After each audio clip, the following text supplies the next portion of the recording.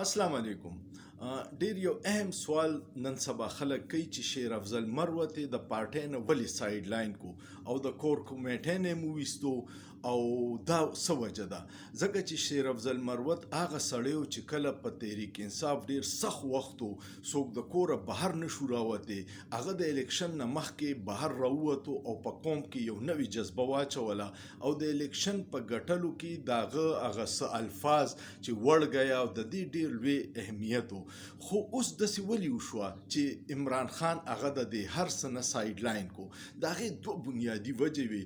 یو دا وه چې کله هغه نامینیټ شو چې ابه د پبلک اکاونټ کمیټې چیرمین نو هغه دا چلو کو چې په پارلیمنت لابي کې د خواجه آصف د مسلم لیگ نون چې کوم نن سبا وزیر دفاع دی او غټ رهنمای دی، د هغه سره ملاقات وکړو او د دې ملاقات ډیر منفي تاثر لاړو.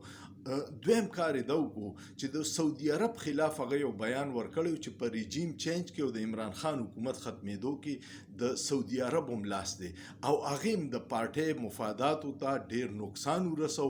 سعودي عرب په هغې باندې ډیر خپه.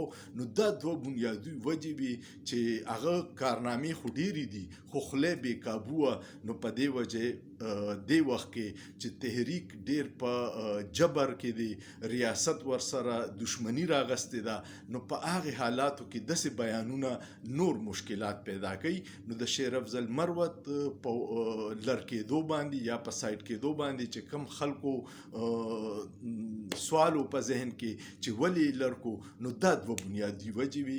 امید لرم تاسو به اوس ذهن کلیر شوي، سوچ پیو کې په سوچ کې څه ګناه نشته.